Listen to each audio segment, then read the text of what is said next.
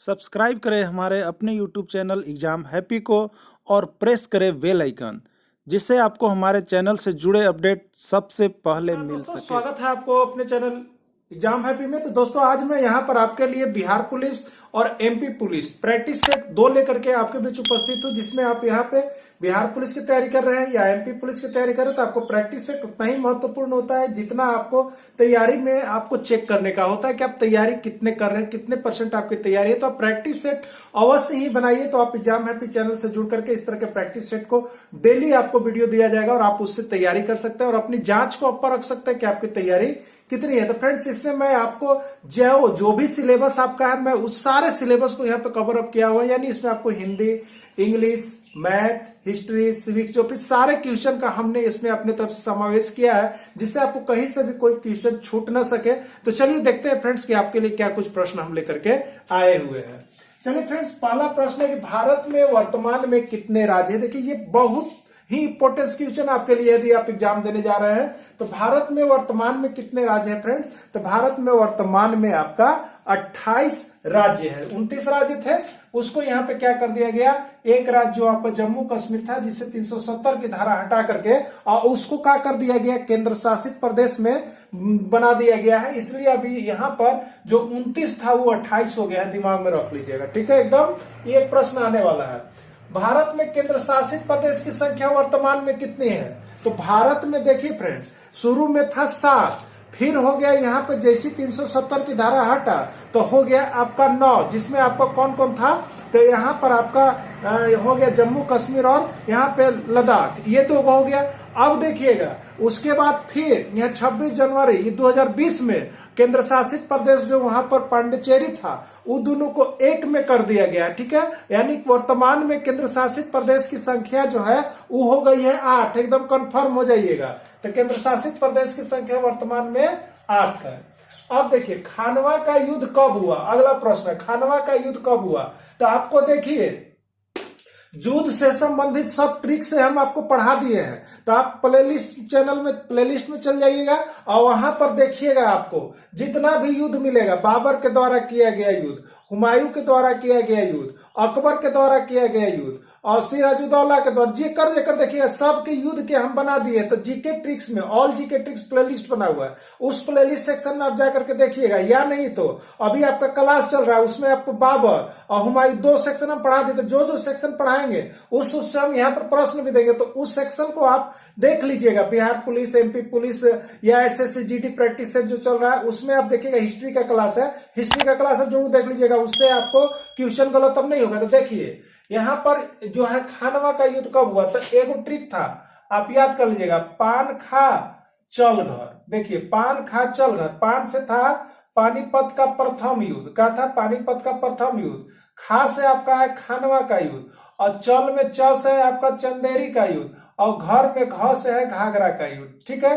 तो अब देखिएगा तो पानीपत का प्रथम युद्ध कब हुआ, तो ये था देखिए 1526 ईस्वी और खानवा का युद्ध कब हुआ, तब 1527 ईस्वी। तो देखिए 1527 और लगले ये 28 और लगले ये 29 लगातार युद्ध किया, और क्या किया था, बाबर ना, और किसे किसके बीच हुआ था, तो ये सारा वीडियो बनाया उसमें आप देख लीजिएगा। फिलहाल आपका जो प्रश्न है खानवा का युद्ध कब हुआ, तो देखिए यहाँ मिल गया 1527 ईस्वी, पान खा चल घर, याद रख लीजिएगा न तो ट्रिक के देख लीजिएगा। अब देखिए मुगल साम्राज्य का संस्थापक कौन था, तो मुगल साम्राज्य का संस्थापक कौन था, तो ये था आपका बाबर, ठीक है। पानीपत का प्रथम युद्ध जीता, पानीपत का प्रथम युद्ध जो वहां पर लोदी वंश के शासक इब्राहिम लोदी था उसको हरा करके अब मुगल साम्राज्य का यहाँ पर स्थापना कर दिया था। तो यह पूछता है कि कौन युद्ध के बाद मुगल साम्राज्य का स्थापना हुआ, तो पानीपत के प्रथम युद्ध के बाद हुआ। अब नेक्स्ट देखिए किस रंग का तरंगदैर्ध्य सबसे अधिक होता है फ्रेंड्स, विज्ञान का प्रश्न है। तो देखिए 2 गो रंग, लाल रंग और बैगनी रंग, एकदम याद रख लीजिएगा, ये क्वेश्चन बहुत बार हुआ है। तो किस रंग का, तो लाल रंग जो होता है उसका तरंगदैर्ध्य सबसे अधिक होता है और यह कारण होता है कि सिग्नल जहां देना रहता है वहां कौन रंग होता है, लाल रंग, जिसके कारण वो अधिक दूर से भी दिखाई पड़ सके। तो लाल रंग का तरंगदैर्ध्य सबसे अधिक और विचलन सबसे कम, जेकर तरंगदैर्ध्य अधिक होकर विचलन कम और जेकर विचलन अधिक होकर तरंगदैर्ध्य कम, ठीक है। अब देखिए नेक्स्ट प्रश्न है श्वेत प्रकाश कितने रंगों का मिश्रण है। आपको बताना है कि श्वेत प्रकाश, सफेद प्रकाश या सूर्य का प्रकाश, यहाँ पर सफेद प्रकाश, कितने रंगों का मिश्रण होता है? तो इसका आंसर है फ्रेंड्स 7 रंग। यानी कितने रंगों का मिश्रण होता है? 7 रंगों का मिश्रण होता है। तो आपको मारना है 7 आंसर। नेक्स्ट है, सूर्य के प्रकाश को 7 रंगों में बांटने की घटना को क्या कहा जाता है? देखिए नीचे दे देगा, नीचे दे देगा वर्ण विक्षेपण, दूसरा दे देगा परावर्तन, तीसरा दे देगा विवर्तन और चौथा दे देगा इनमें कोई नहीं। तो जो यहाँ सूर्य का प्रकाश है वो 7 रंग में बढ़ जाता है। तो 7 रंगों में बंटने की घटना को वर्ण विक्षेपण कहते हैं। क्या कहते हैं? वर्ण विक्षेपण कहते हैं। अब देखिए, अब मैथ का क्वेश्चन है, वृत्त का क्षेत्रफल और परिधि आपस में बराबर है तो आर के मान क्या होगा? दे देगा आपको, आर के मान यहां दे दिया 1, 1 के 1, 2, 3, 3 में दिया 4 और यहां पर सेंटीमीटर जिसे दे देगा। ठीक है, तो क्या होगा ये आपको बतलाना है। तो देखिए इसको हम क्या करेंगे, इसको हम बनाएंगे फ्रेंड्स। नहीं बनाइएगा तो नहीं पता चलेगा। ठीक है, तो देखिए हम कैसे बनाएंगे। यहाँ देखिए जगह लेते हैं हम, क्या कह रहा है? देखिए यही ना कहा है, क्या कहा है कि वृत्त का क्षेत्रफल, देखिए यह कहा है कि वृत्त का क्षेत्रफल और वृत्त का परिधि ये दोनों आपस में क्या है? ये दोनों आपस में बराबर है, दोनों बराबर है। वृत्त का क्षेत्रफल और वृत्त का परिधि ये दोनों आपस में क्या चीज है? बराबर है। बराबर है तो इसका आर के मान क्या होगा? देखिए वृत्त का क्षेत्रफल के यह सूत्र लिख लीजिए, क्या होगा? पाई आर स्क्वायर। और वृत्त के परिधि के भी सूत्र लिख लीजिए, क्या होगा? 2 पाई आर। देखिए पाई आर स्क्वायर, आर स्क्वायर का मतलब आर इंटू आर, और 2 पाई आर यानी 2 पाई आर गुना में होता है। देखिए एन ए आर, एनहू आर तो कट जाएगा। ठीक, एनहू पाई तो कट जाएगा। अब देखिए इधर क्या बच गया? आर, और इधर क्या बच गया? 2। तो आर यहाँ मतलब 2 है, तो मीटर तो मीटर, सेंटीमीटर तो सेंटीमीटर, तो आर बराबर 2 आंसर होगा फ्रेंड्स। तो यहाँ पर देखिए चौथा में जिसे 2 सेंटीमीटर, आपका आंसर हो गया 2। तो इसी तरह से इसको बनाया जाएगा। तो आप वहां देख लीजिए, तो आर का मान कितना हो जाएगा? 2 हो जाएगा। चलिए एक और प्रश्न आप देख लीजिए। यहाँ पर ये सब हो गया है, सबको हटा देते हैं क्योंकि कुछ हमें कैलकुलेशन भी करना होगा। यह गणित का भी प्रश्न आपको हम दिए हैं क्योंकि गणित भी आपको आना है। देखिए अब नेक्स्ट प्रश्न का गणित में दिया है। गणित में है कि त्रिभुज के 2 कोण 30 डिग्री 70 डिग्री है, तो त्रिभुज का तीसरा कोण बताइए। यहाँ पर 4 गो ऑप्शन दे देगा फ्रेंड्स, 60 डिग्री, दूसर का दे दिया 50 डिग्री, तीसर का दे दिया 80 डिग्री और चौथा दे दिया 45 डिग्री। आपको बताना है किसमें से आंसर कौन होगा। तो देखिए यहाँ पर 2 गो कोण है, 30 डिग्री 70 डिग्री। तो आप एक चीज जान जाएगा, तीनों कोणों का योगफल कितना होता है? 180 डिग्री। तो तीसरा कोण नहीं है तो एक्स मान लिया, हो गया कितना? 180 डिग्री। 30 70 के जोड़िएगा तो 100 डिग्री प्लस एक्स बराबर हो गया 180 डिग्री, और एक्स बराबर तो इधर जाएगा तो बाउंड्री पार करेगा तो प्लस है तो माइनस में हो गया, यानी 180 डिग्री में से 100 डिग्री गया तो एक्स बराबर क्या हो गया? 80 डिग्री। यह आंसर होगा। तो देखिए इसमें तीसरा ऑप्शन हो जाएगा। तो इस तरह से एक प्रश्न आपका आ सकता है ज्योमेट्री से। अब नेक्स्ट देखिए, यहां नेक्स्ट देख लीजिए। अगला प्रश्न है, गणित के प्रश्न हम दिए हैं। एक वर्ग की भुजा 4 सेंटीमीटर है तो उसका परिमाप बताइए। देखिए यह आंसर दे देगा, 4 गो ऑप्शन दिया है। मान लीजिए 10 सेंटीमीटर, 12 सेंटीमीटर, 16 सेंटीमीटर और चौथे दिया है 20 सेंटीमीटर। ये आपको बतलाना है। तो देखिए यहां बनाइएगा, क्या बनाइएगा? वर्ग की भुजा 4 सेंटीमीटर, ठीक है, तो भुजा यानी ए 4 सेंटीमीटर। तो वर्ग के परिमाप बताइए, परिमाप। तो देखिए परिमाप, पेरीमीटर जो कहते हैं, तो परिमाप बराबर क्या होता है?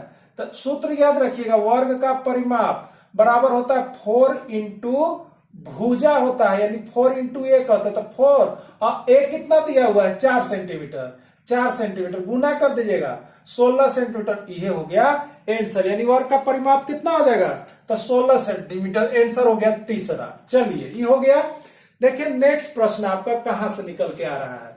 तो नेक्स्ट प्रश्न हम देखिए आपके लिए हैं इंग्लिश से। देखिए आपको हम सब तैयारी इसमें करवा रहे हैं मिला के, तो आप प्रैक्टिस सेट एकदम बना लीजिएगा सबके और देखिएगा आपका कितना तैयारी है। तैयारी बढ़िया है ना, बन रहा है ना? तो 15 में हमको लगता है कि आप लोग 15 सही कर दे रहे होंगे, और 15 में 15 हो रहा है तो समझिए कि आपका एग्जाम कंप्लीट है। लेकिन और प्रैक्टिस करना है, बनल रहना है। देखिए यहां अगला प्रश्न है, इज राम अ बॉय, यानी इज राम अ बॉय, ये कौन सा सेंटेंस है? Right the name of sentence, यह दे देगा, right the name of sentence, right the name of sentence, ये लिख दिया है। नीचे दे देगा असर्टिव सेंटेंस है। कौन सा आपको बताना है? Assertive sentence.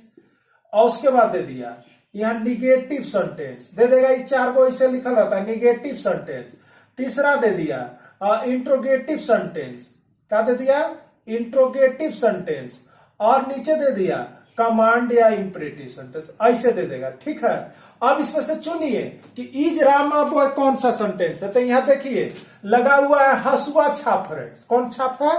हसुआ छाप। हसुआ छाप माने कि प्रश्न पूछ रहा है, लेकर मतलब है क्या राम एक लड़का है। एक मतलब है कि क्या राम एक लड़का है। प्रश्न पूछा जा रहा है, तो प्रश्न पूछे वाला के कहते हैं इंट्रोगेटिव सेंटेंस। देखिए हम सेंटेंस पर भी एक वीडियो लेकर के आएंगे, आपको सब सेंटेंस के बारे में बताएंगे, तो आप इससे क्लास कीजिएगा।